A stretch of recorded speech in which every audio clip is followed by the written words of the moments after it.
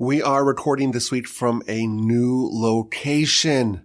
As I told you last week, the Torch Center, there's a bit of a situation there. It's not quite resolved, and we are in exile.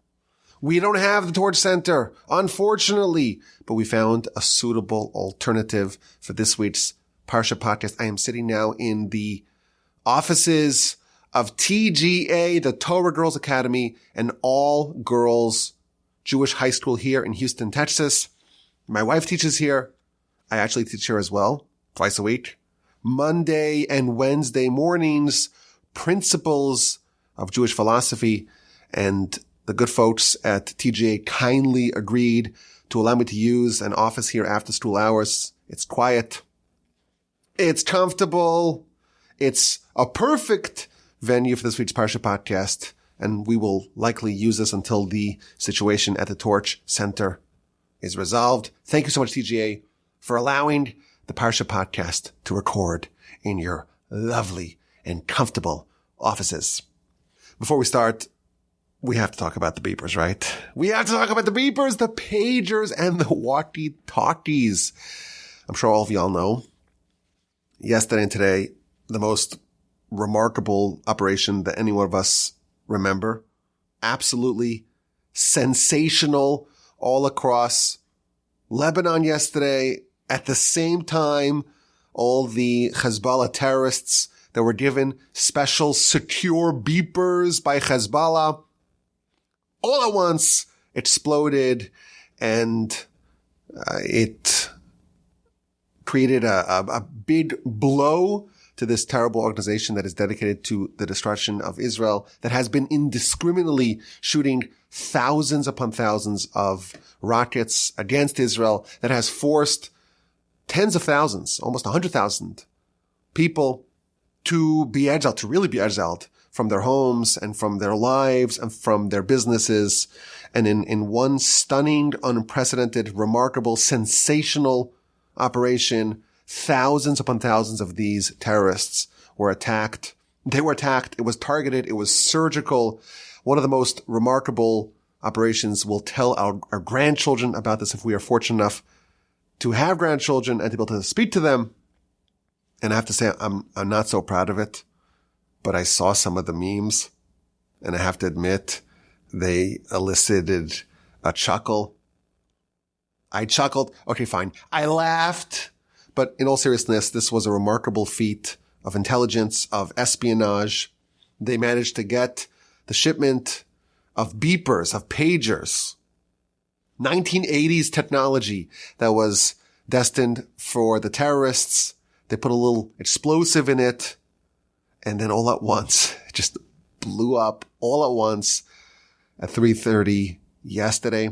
And I imagine that in addition to placing explosives in these beepers, I imagine whoever did it, we don't know who did it. It could be the Israelis, but who knows? Maybe it's the Indonesians, or maybe it's the South Africans. We don't know. We don't know. Whoever did it, I imagine they also put some monitoring technology, listening into their communications, trackers. I'm sure they know where all these people live, where they've been traveling to, where they meet. The timing is a bit curious. Why they did it now? It's a question that people have been asking. Is it to deter escalation? Is it a shot across the bow? Is it a prelude to further attacks? Maybe the vulnerability was discovered and it was now or never, but it's just an amazing thing. And it brought a lot of joy to our people in a time where there's a lot of difficulty to find joy. Yesterday, the pagers. Today, the walkie-talkies. And just saying that word makes me happy. Walkie-talkie. The walkie-talkies, they explode, and it's only the terrorists and no civilians, no quote-unquote innocent civilians. And I think it's a nice lesson for everyone in the world to know you cannot attack Jews without fear of retribution. Jewish blood is not free. But not to be killjoy, even though it's sensational, it's remarkable, it's dramatic. I was telling one of my friends today, like in the next week, there's a possibility that there may be like a full-scale war in the north. So yes, this is a dramatic operation, and it's just again, surgical pinpoint, only attacking the terrorists. Amazing.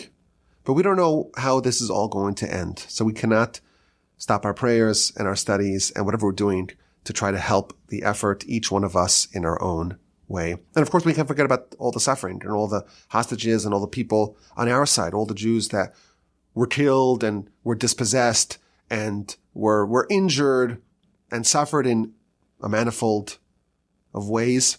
And again, even yesterday, it was happy news, it was delightful news, but amid all the joy and all the delight of this unprecedented operation, there were 4 soldiers that were killed in a booby-trapped house in Rafiach. So yes, we can celebrate the success whenever our enemies try to kill us. When they're stricken, we are happy. But nevertheless, we're not so exultant quite yet.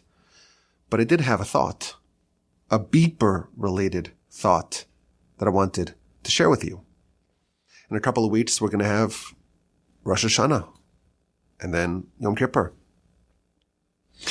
And the focus of the prayers on Rosh Hashanah and Yom Kippur is looking forward to the future time where God is king over the whole world. And there's no more imposters. There's no more usurpers on his throne. Today, God is a king, sure, but there are other kings vying for that throne. There's the Yetzer Hara, the evil inclination that serves as a king, that many of us, all of us to some degree or another, genuflect and bow before and prostrate towards.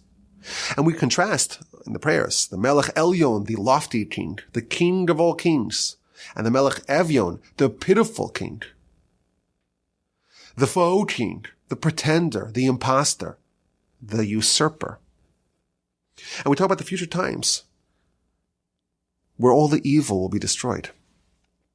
And there's a line that I thought of. V'chol harishan, all the evil, kula, all of it, ke'ashan tichla, will dissipate, will be destroyed like a puff of smoke. There's a time, please God, in the near future, where all evil is expunged from the world. We call that the Messianic era. And like a puff of smoke, all evil, kol harisha, all the evil, kula, all of it, ke'ashan tichla, like a puff of smoke, will just disappear. And I'm thinking we have this almost a small picture of what that looks like. There's thousands upon thousands of terrorists that are dedicating their lives to kill Jews. That's what they're doing. That's what their mission, that's what their charter is. That's what they are all about. And they're scattered throughout the land.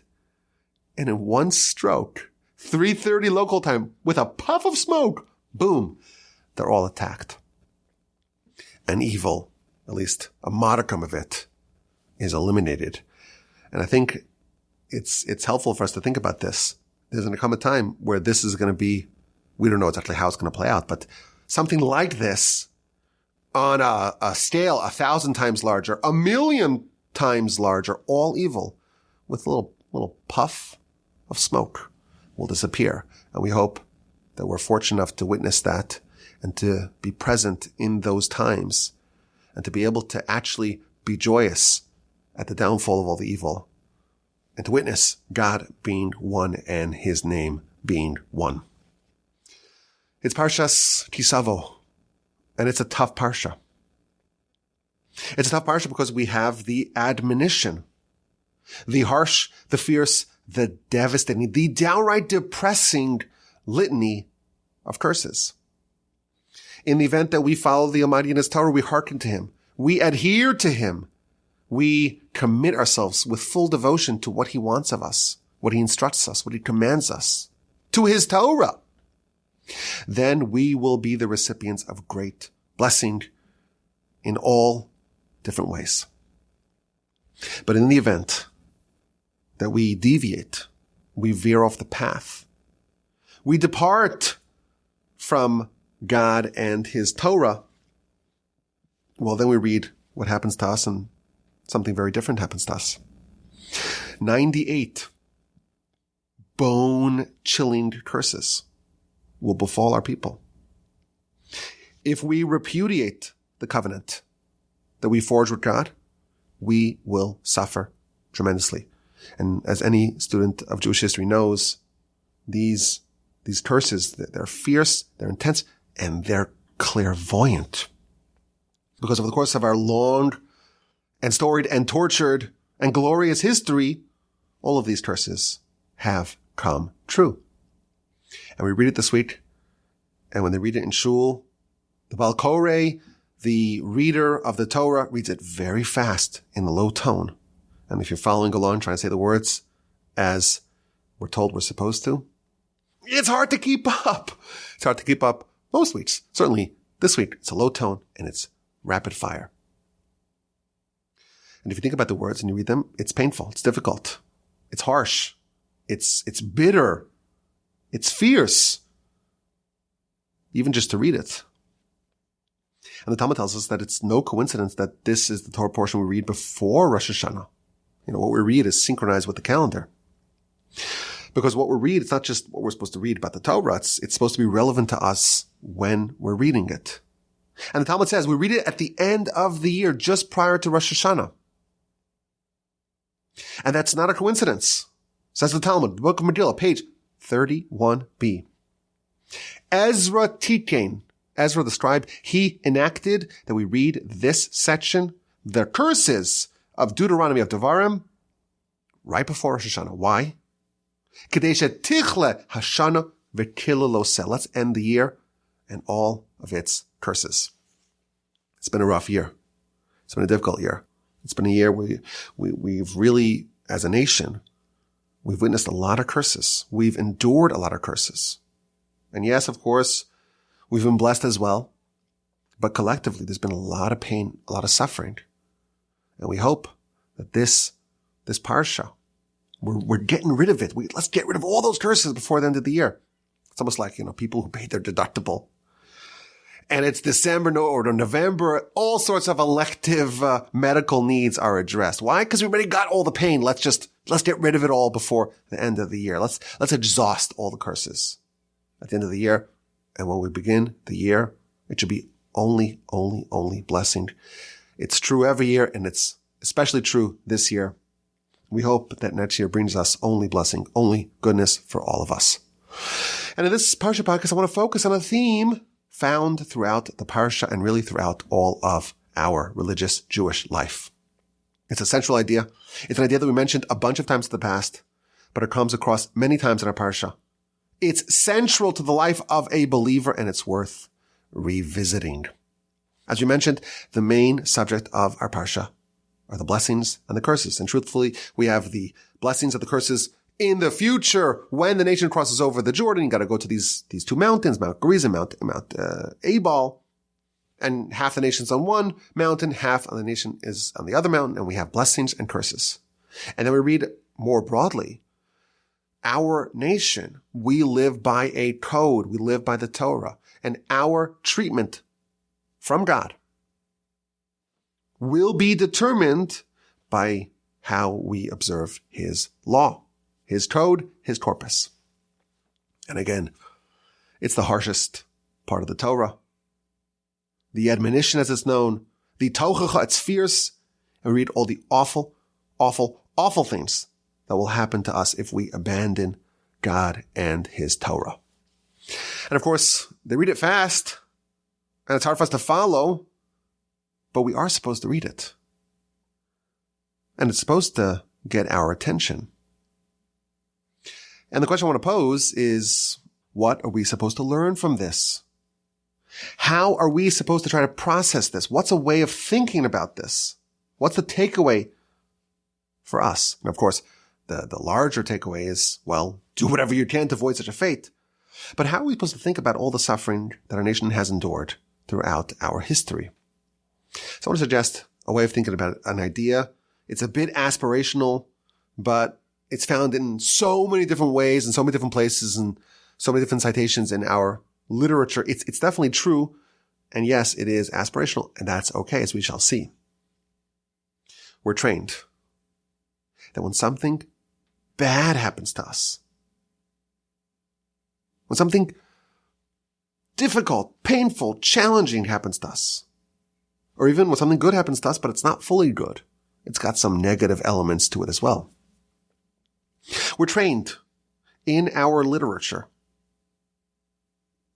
And really, if you have a broad, expansive retrospective of history, in our history, that there's nothing that God gives us that's ultimately for our detriment. It's always, always, always, always truly for our benefit, even if it seems otherwise. The classic teaching of the Talmud tells us when something good happens, you have to make a blessing to thank God. And when something bad happens to you, this is what the Talmud says, you have to bless God. Something good happens, something bad happens, it's the same. Both of them, you have to bless God. And the reason the Talmud says is because they're both good. And the good thing that happens to you, it's good. And it's obvious to you that it's good. And the bad thing that happens to you, it's good. It's just not obvious to you. But it's just as good as the good thing. And therefore you have to bless God just as you bless God. For good things, you bless God for bad things. And Talmud illustrates this with an iconic episode of Rabbi Akiva. We've said the story before. Every Jewish child knows the story. Rabbi Akiva, he was traveling, and he was looking for a place to stay overnight, and no one wanted to give him a room, so he was forced to go with his possessions, his rooster, his donkey, his candle. He was forced to sleep at the field. But Rabbi Akiva had a motto, he had a mantra, he had an aphorism, he had an axiom. He had a favorite adage. Kol da'avid Rahman l'tav avid. Everything that God does is for the best. So I'm denied lodging and I'm forced to sleep in the field. Can you imagine the great Rabbi Akiva, the greatest sage of the era? And no one offers him a place to stay, can't even sleep on the couch. He's forced to go into the field. Could you imagine what a disgrace? Rabbi Akiva says, no. This is good. I don't see how it's good, but I know it's good. And he's out in the field, and at least he has his candle, and he has his rooster, and he has his donkey. But they all go bad. The wind comes and extinguishes the candle, and a jaguar comes and eats the rooster, and then a lion comes and eats the donkey, and he's left with nothing. He's out in the field, no lodging, and his possessions have been destroyed. And every time he says, Kol de'avid Rahman l'tav avid, everything God does is for the best. And that night, a marauding band of conquistadors attacked that whole area. And everyone in the town, everyone was ravaged. And all the people who were staying in the inn that Rabbi Akiva wanted to stay in, they were all attacked. And they were rampaging through the city and through the environs, and anyone they found, they attacked. Seems like attacking Jews is not a new thing. It was done millennia ago. And Rabbi Akiva realized in the morning, well, now I see how it was a blessing. If I was given lodging, I would have suffered. If my candle wasn't destroyed, if my rooster wasn't destroyed, if my donkey wasn't destroyed, I would have suffered. So I can witness, I can visualize, I can now appreciate how all those bad things were actually good. He had a motto, and his motto was vindicated. It was justified. Now the motto is still true. It's rare for us to see as clearly as Rabbi Akiva did how it was ultimately for his benefit. But the Talmud declares, and again, this is a thing we find many places in the Talmud, everything that God does for us is for our benefit. God loves us more than a parent loves a child. There is no way that God would do something that's to our detriment. Now, sometimes we don't see it. We don't appreciate it. We have to bless it nonetheless. You got to bless for the bad as if it was good, because it actually is good.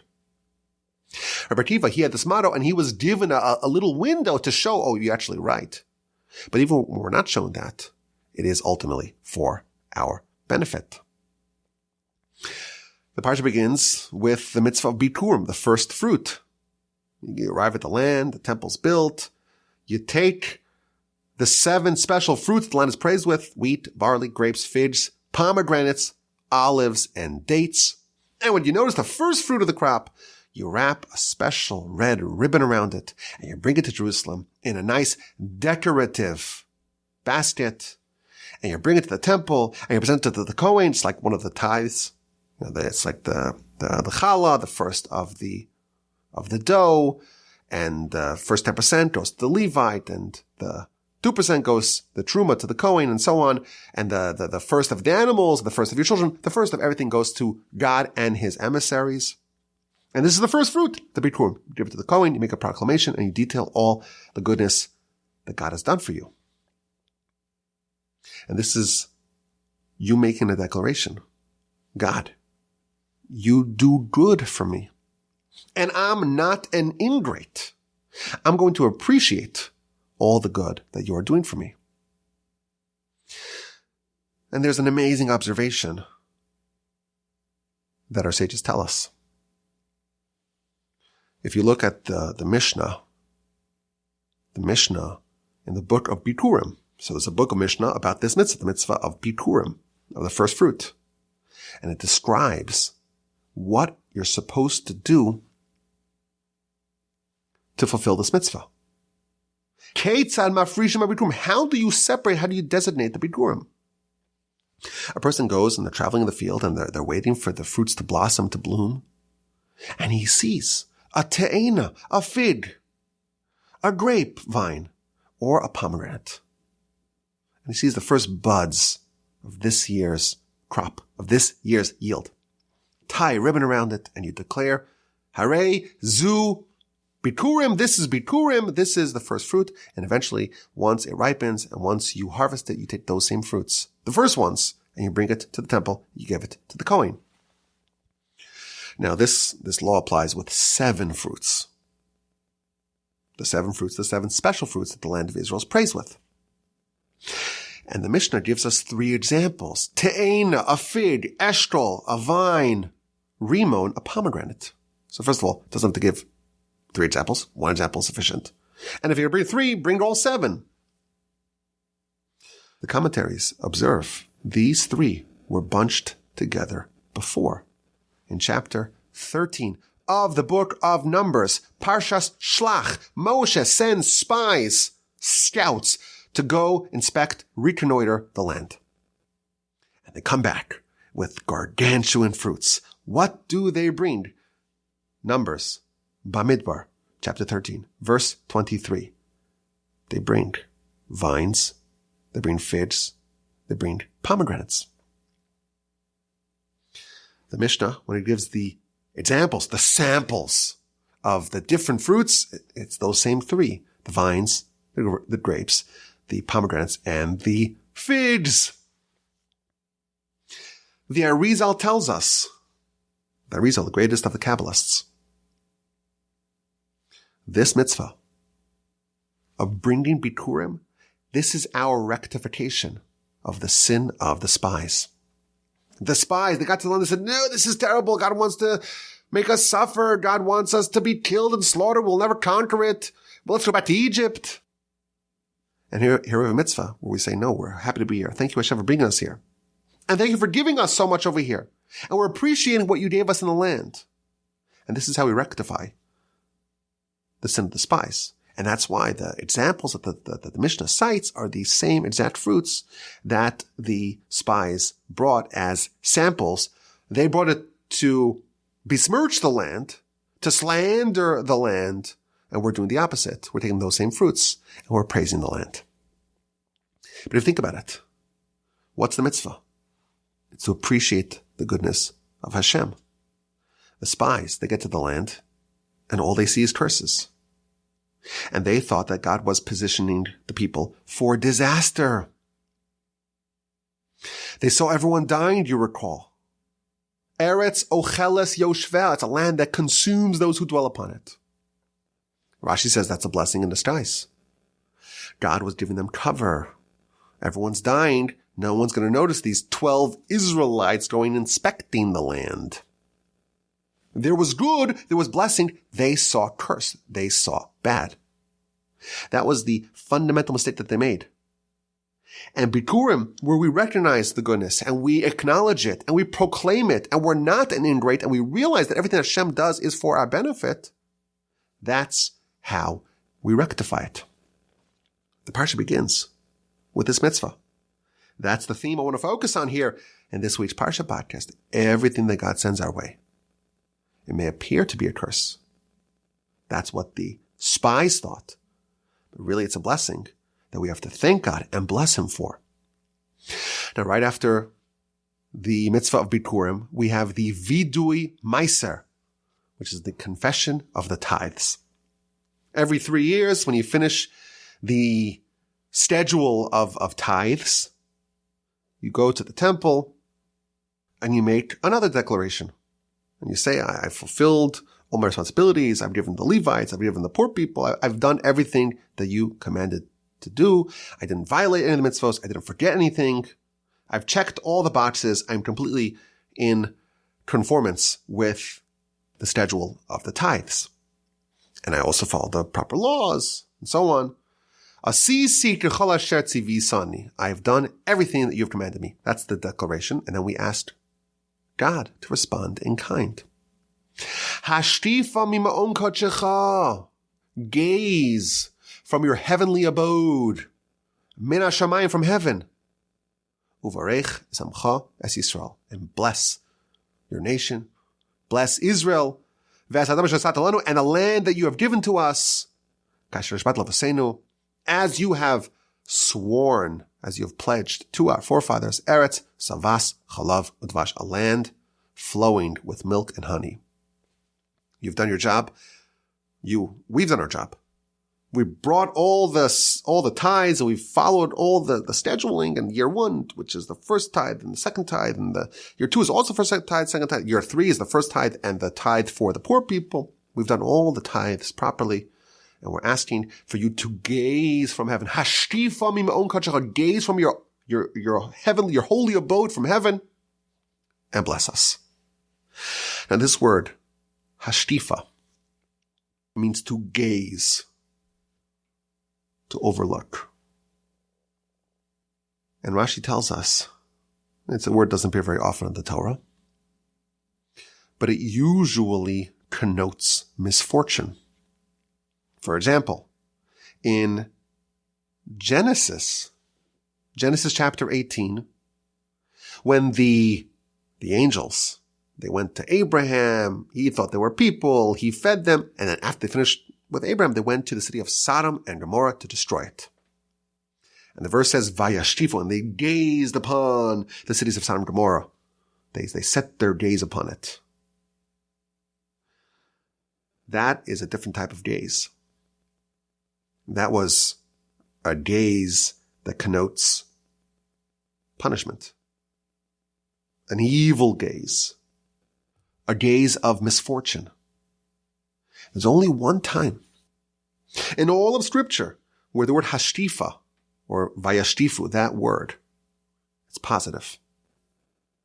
And that's in our Parsha, chapter 26, verse 15 of the book of Devarim, Parshas Savo. Hashtifa mima'on kadshecha, gaze from your holy abode from heaven and bless us. And I heard something very interesting in a Torah lecture this week. This word, it usually connotes misfortune. Here's the only exception where this word hashtifa connotes a blessing. Why is there blessing in this word, in this verse? Do you know why? Hashtifa mima'on kadshecha min hashamayim, gaze from your heavenly abode, from heaven. Hashtifa, it connotes misfortune unless you're looking down, you're gazing down from heaven. If you were to look from here, you may see misfortune. And that's what the word hashtifa means. It's misfortune. Look what's happening. But anytime the word hashtifa means from heaven, from the heavenly above, from God's perspective, so to speak, it's positive. The word hashtifa, is it negative? Is it positive? It depends. From our vantage point, it may be interpreted as negative, as a punishment, as misfortune. But when it's min hashamayim, when it's from heaven, when it's from God's perspective, then it is a blessing. And this principle is the same idea. The spies, well, they thought there was curse, there was misfortune. But from heaven, from God's perspective, it was a blessing. From the perspective of God, it's always blessing. When we read the blessings and the curses, the Talmud tells us we have to bless God for the blessings and we have to bless Him for the curses. And again, as I warned you, I gave a disclaimer. This is a bit aspirational, but on a conceptual level, on a theoretical level, on a philosophical level, we are taught, we're trained to believe that good and bad are just two flavors of good when it comes from heaven, of course. This does not mean that other people can't do evil. When it comes from heaven, it could be a blessing, it could be a curse, but actually from the perspective of God, it's always a blessing. I want to fast forward to the end of the Parsha. Chapter 28 is the most difficult chapter in the whole Torah to read.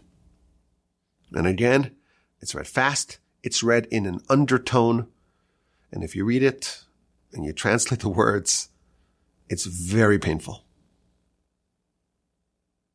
And that's compounded if you have a sense of Jewish history. But chapter 29, it's a very interesting set of verses. Moshe calls all of Israel. And he makes a statement. Listen to the statement.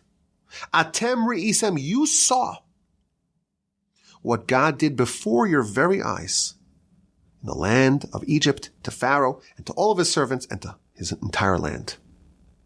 He's going back to Egypt and he says, you saw something very special. Hamasos hagdolos, the great miracles that your eyes saw, the signs and the wonders, the great wonders. Think about what it was like. It's a callback to Egypt, right? 10 plagues, miracles, splitting of the sea, death of the firstborn, manna. It's just been an incredible ride. And then Moshe, verse 3 of chapter 29, he says something fascinating. V'lo nasan Hashem lachem, and God did not give you leiv ladas, a heart to understand, einayim liros, eyes to see, ears to hear, until this very day. You witnessed great things. You witnessed incredible things that happened to Pharaoh, to Egypt, these great miracles, these wonders, and these signs. But you didn't have the heart to understand, or the eyes to see, or the ears to hear until today. You didn't get it until today. Now, this is at the end of the 40 years. So it's been 40 years since the Exodus. And Moshe actually addresses that in verses 4 and 5 and so on. It took you 40 years to get the message of those miracles. Now you understand it. Today you understand it. But yesterday and the preceding 40 years, you didn't have the heart to understand and the eyes to see and the ears to hear. You didn't get it. You read Rashi. It's just absolutely fascinating what Rashi says. Rashi says that Moshe is giving them a compliment. It's a compliment. Maybe it's a backhanded compliment. He's saying what you didn't get until now, and now you finally understand. What did you not understand? You didn't recognize the kindnesses of God, and you didn't want to cleave to Him. And then Rashi explains what happened on this day. Till this day. Today everything changed, but until now you didn't understand, you didn't recognize, you didn't have the heart to understand, and the eyes to see, and the ears to hear the kindnesses of God, and you didn't want to cleave to Him. Until today. What happened today? So Rashi says, first of all, Rashi says, this is what I heard. He's saying, this is the interpretation that I heard. On that day, the day that Moshe is speaking, the day where they had this transformation, when they finally got it. On that day, Moshe delivered a Torah scroll to the Levites. Rashi says this is actually told later on in the Torah. In chapter 31, Moshe gave the Torah scroll to the Levites. Moshe's been teaching Torah for 40 years, but he's been teaching the oral Torah. The written Torah is only delivered at the end of the 40 years. And on this day, the day that Moshe is referencing in our verse, chapter 29, verse 3, that was the day that Moshe gave the written Torah, the Torah scroll, to his fellow Levites. And the Israelites, they came to Moshe. And they said to Moshe, Rabbeinu, Moshe, our teacher, why are you giving the Torah scroll to the Levites and not to us? We also stood at Sinai. We also accepted the Torah. We also had the Torah given to us. Why are you making your fellow Levites supreme over us? And maybe tomorrow, sometime in the future, maybe they'll say, we have the Torah and not you. The Levites may say, well, Moshe gave us the written Torah, the Torah scroll, and he did it to you, so obviously the Torah is ours and it's not yours. We are demanding, say the Israelites, we're demanding the Torah. That's what happened on this day, the day of the transformation. V'samach Moshe al hadavar. And Moshe was happy on this matter. I was thinking today, I don't remember any other time that Moshe was happy in the Torah. It's a good trivia question. Where in the Torah was Moshe happy? Rashi tells us, chapter 29, verse 3 of our Parsha Savo, of the book of Devarim, Deuteronomy. Rashi says, V'samach Moshe al hadavar. Moshe was happy. And regarding this, the same day, where the people are demanding the Torah, he says, he had said to them, meaning a few chapters earlier, he said, Hayom hazeh nihiyeh sala'am. On this day, you became a nation. Chapter 27, earlier in our Parsha, Moshe tells the nation, on this day, Hayom hazeh, today, the same day, same day Moshe delivered the Torah scroll to the Levites, and the nation demands it. This is the day where they finally have the heart to understand and the eyes to see and the ears to hear. This is the day that they became a nation. Hayom hazeh hivanti. Today I understood that you want to cleave to God. You're desirous of God. An amazing comment here in Rashi. Something clicked for the nation on this day that they didn't get for 40 years.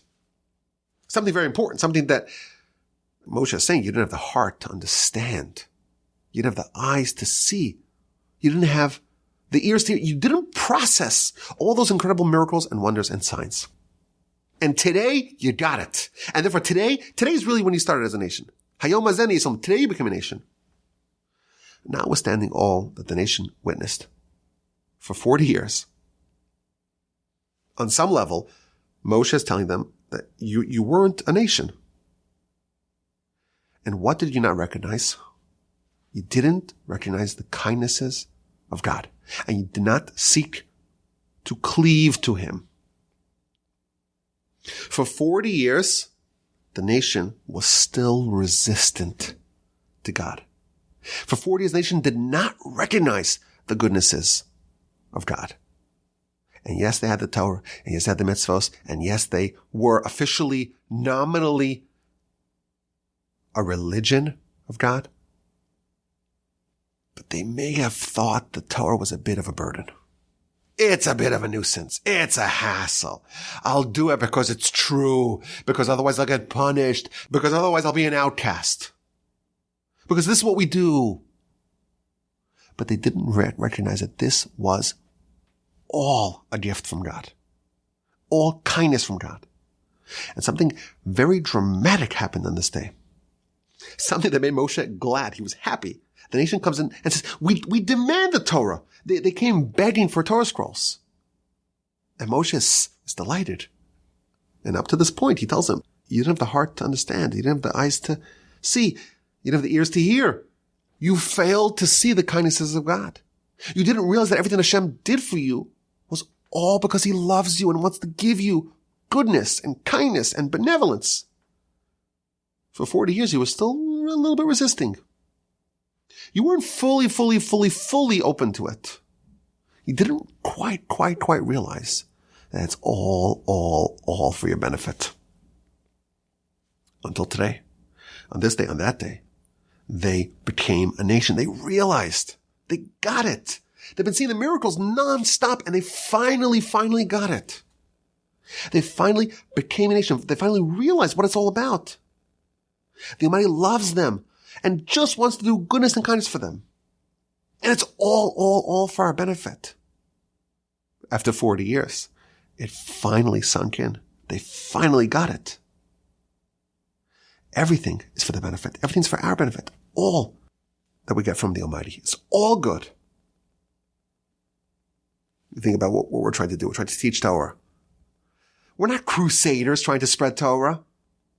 We have to realize that the Almighty is giving us bread and air and oxygen and life and gold and pearls and water. Those are all things, by the way, that the Torah is compared to. It's the greatest gift ever given to mankind. It's only good, no bad. And the nation, notwithstanding the miracles, the sign of revelation, the Exodus, and the manna, it took them 40 years to get it.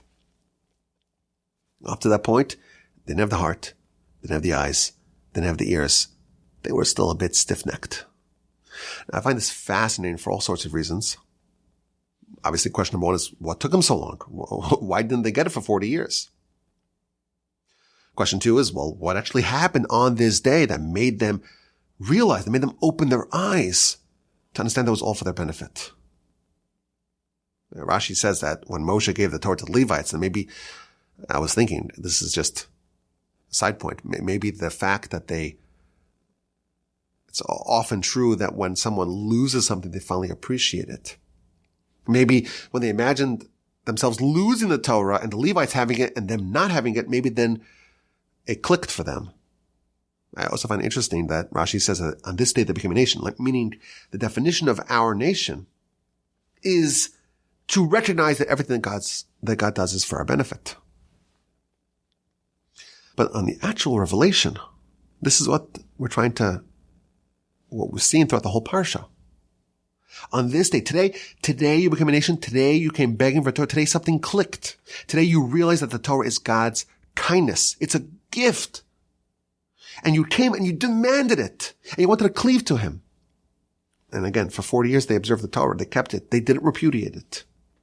But only now did they realize that it's completely for their benefit. It's completely good. It's completely kindness.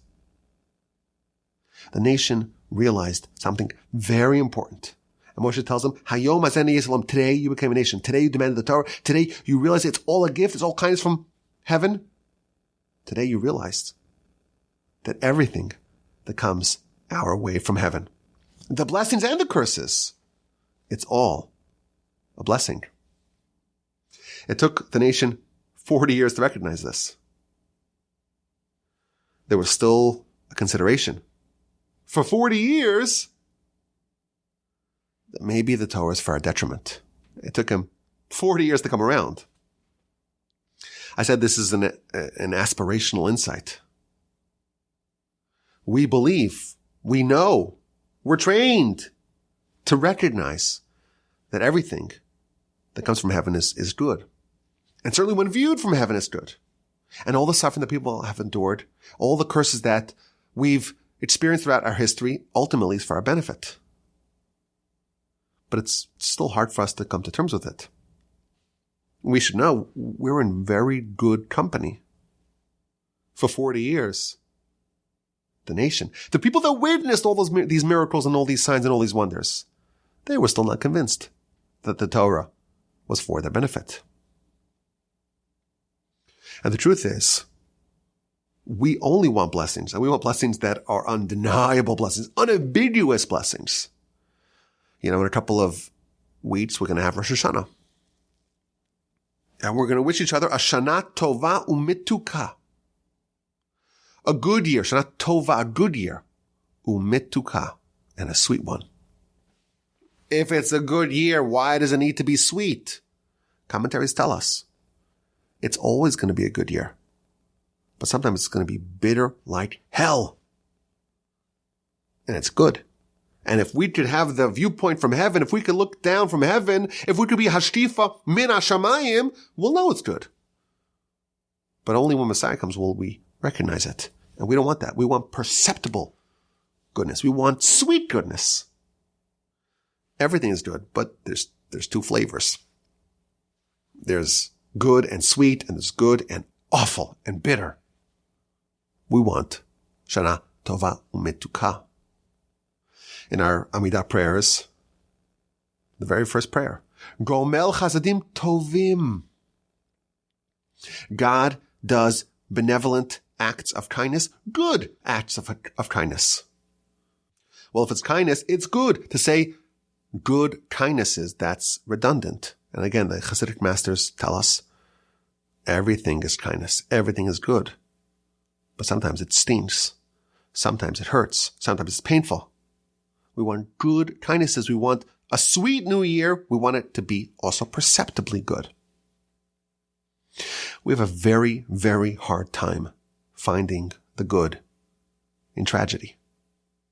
And yes, we could be taught and we could be trained to know that it's ultimately for our benefit.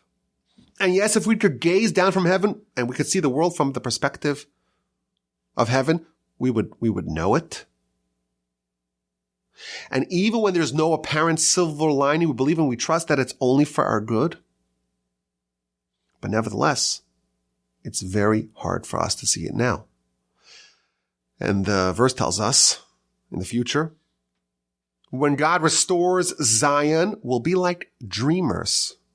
Az yimale schok pinu, and then our mouths will be full of laughter.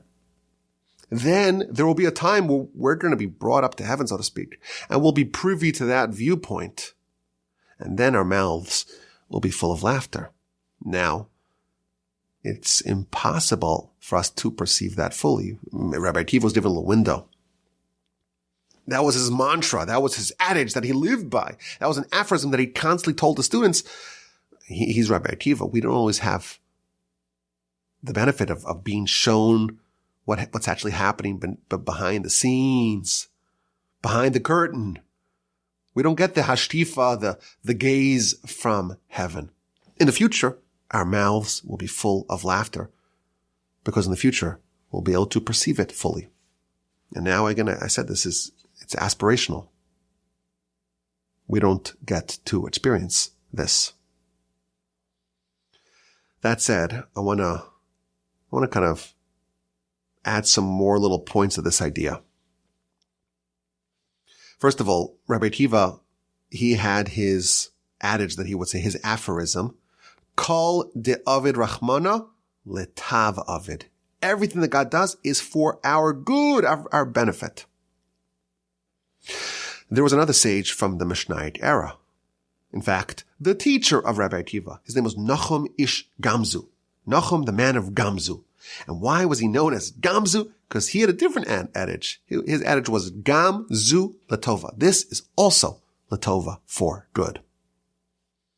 And the Hasidic masters tell us that there are different gradations of recognition of this idea.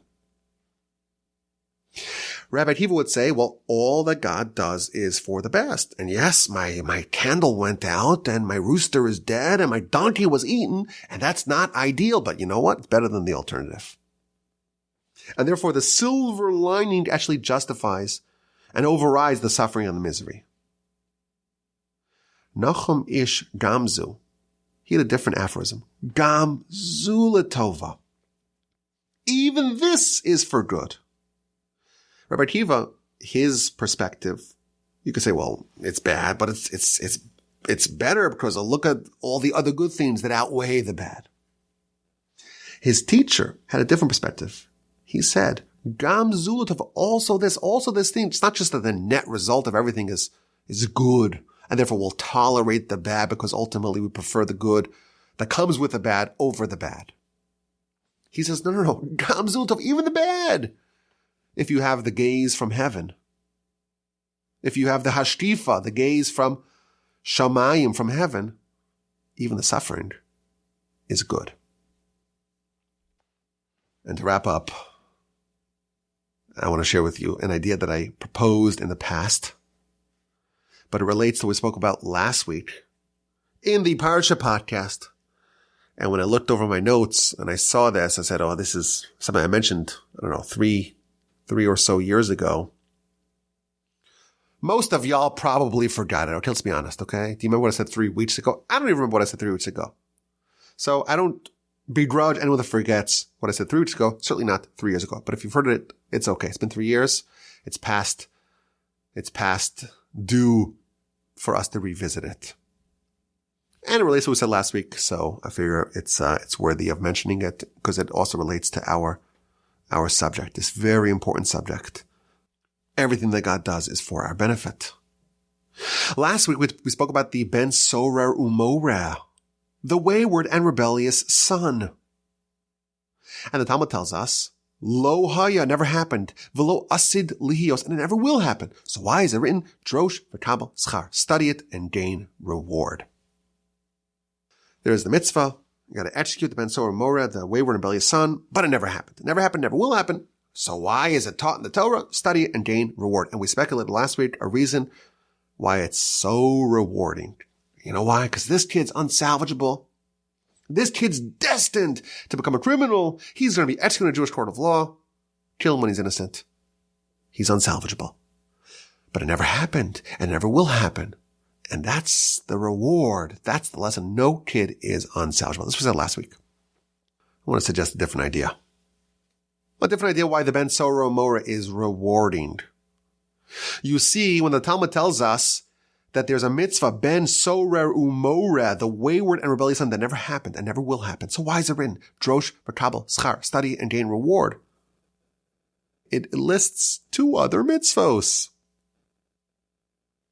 There's 2 other mitzvahs that never happened, never will happen. So why are they written? Drosh v'kabel schar, study and gain reward. The Ir Hanidachas, the city that the entire city does idolatry. You have to destroy the whole city. Never happened, never will happen. Why is it written? Study it and gain reward. Beis Hamenuga, a house that has tsaras, never happened, never will happen. So why is it written? Study and gain reward. There's something rewarding. I want to suggest, in all of these 3 mitzvos, we learn different perspectives of our grand idea, the gaze from heaven. The perspective that from heaven, it's all good. In all these 3 instances, there are things that appear to be curses, that we perceive to be terrible things, but when we drill down, we could get a little pitch from the other side, and we see how it's actually for our benefit. We spoke about the ben sorer umoreh last week, the wayward and rebellious son. Why is he executed? So the Talmud tells us, because he is on a path that will guaranteed. There's no way that anything else will happen to this boy. He's going to eventually deplete his father's money. He'll go to the crossroads. He'll harass and become a bandit, and he'll be executed as a murderer. Yamos zakai va'al yamos chayv. If you think about it, this is a teenager. He's 13 years old. He's a kid. And you're going to execute him? He's a problem child. He's mischievous. He's recalcitrant. He's disobedient. And yes, he's a bit gluttonous. He likes to drink. He likes to eat meat. Are we going to execute him over this? Talmud tells us the Torah can predict his future. He will become a murderer, and he's going to be executed anyhow. Kill him when he's innocent. It's better. Let him die innocent, free of sin, unblemished. And after all, that's the whole goal of life, to return our soul to God in its total purity. Is the death of the ben sorer a good thing or a bad thing? On a surface level, it's a terrible thing. But study it deeply, and you'll gain reward. You're about to see the perspective from heaven. You get a little gaze, a little peephole from heaven. And when you examine it, you see it's really good. Yes, he's going to forfeit some years. But in the grand scheme of things, in the perspective of eternity, it's a marvelous exchange. A few years, 50 years in this world. Would you exchange that for 100 billion years in the eternity? To be able to return the soul unsullied and untainted to God, and to bask in the eternal delight of the afterlife. It's a worthwhile exchange. Now again, it never happened, never will happen, but there's a lesson. Sometimes when bad things happen, it's actually good. Like the ben sorer umoreh. What about the idolatrous city? The verse tells us, when it talks about the idolatrous city, in Parshas Shoftim, we must destroy the city completely. It can never be rebuilt. And we cannot take any of the plunder, any of the booty, so that God's wrath may subside. So long as there's idolatry in the world, the wrath of God is in the world. A city is destroyed. It's a disaster. And it can never be rebuilt. And all its property gets destroyed. It must be obliterated. And that sounds like a terrible thing. It sounds like a curse. But Rashi tells us, the verse tells us, that this will quell God's wrath. When there is idolatry, God has anger not just on that city, but on the whole world. That city is like a cancerous tumor, spreading death and divine anger to the whole world. If someone, God forbid, has a cancerous tumor that's metastasizing, and you have to lop off part of their body, it's a terrible thing. But it's the best thing in the world. Yes, you're destroying the city. And yes, you're obliterating its memory. But that's excising the malignant cancer from the body. It appears to be a curse. It's actually a great blessing. Now again, never happened, never will happen. But that's a perspective that's very rewarding. And there's a third example, the tzaras on the house. You remove the stones, you dismantle the house. Think about it. You move to Israel, you get the new house. This is your ancestral homeland. This is where you live, your grandparents lived, and your great-grandparents and your great-grandchildren lived. This is part of the land promised to you by God. And you gotta move out, and you're ashamed, and you're shunned, and everyone sees you gotta take all your furniture out of your house, and they have to bulldoze the house. And where are you gonna live?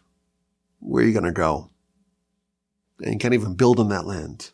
You can't just buy a new one because this is the ancestral homeland.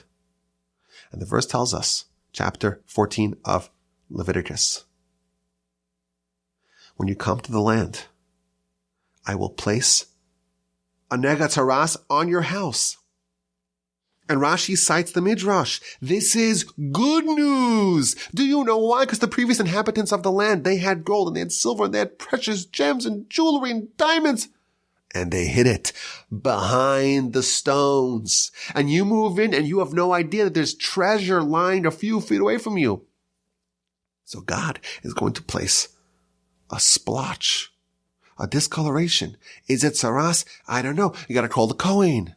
And the Kohen comes and he's like, we have to dismantle this. And it's terrible. What's going to be? Where are you going to live? And you remove some of the stones. And what do you discover?